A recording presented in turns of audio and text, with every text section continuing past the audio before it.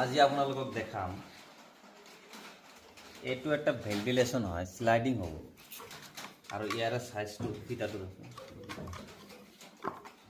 মই আপোনালোকক দেখাই আছো বস্তুটো সাইজ আছে মাত্ৰ 8 ইঞ্চি এই 8 ইঞ্চি সাইজত কাস্টমাৰ এজনে মানে ভেন্টিলেশনটো স্লাইডিং কৰিব দিছে একচুয়ালি এই ইমান সৰু 8 ইঞ্চি সাইজত স্লাইডিং নহয় ইউপিভিচিত নহয় এলুমিনিয়ামত হ'ব পাৰে তো মই সেইকাৰণে ভিডিঅ'টো জনাই আছো আপোনালোকক যে আপোনালোকে যিমান মানুহে ঘৰ বনাই আছে বা যোনে ঘৰ বনাই আছে যদিও আপোনাৰ গাঁথনি প্লাষ্টাৰ ক্লিয়াৰ হোৱা নাই সকলোকে মই আহ্বান জনাম যে আপোনালোকে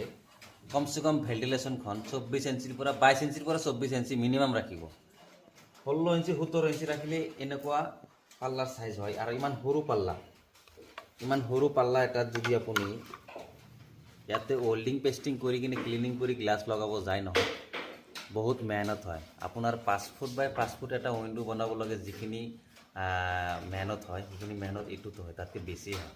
গতিকে আপোনালোকক মই এটা অনুৰোধ জনাম যে আপোনালোকে ভেন্টিলেশনখন অলপ ডাঙৰ কৰি বনাব সৰুকৈ বনালে অসুবিধা হয় বহুত আৰু আমাৰ ওয়েষ্ট বহুত হয় তো এইখিনি মই আপোনালোকক আজি জনালো ভিডিঅ'ৰ মাধ্যমত যে আপোনালোকে ভেন্টিলেশন অলপ ডাঙৰকৈ বনাব ধন্যবাদ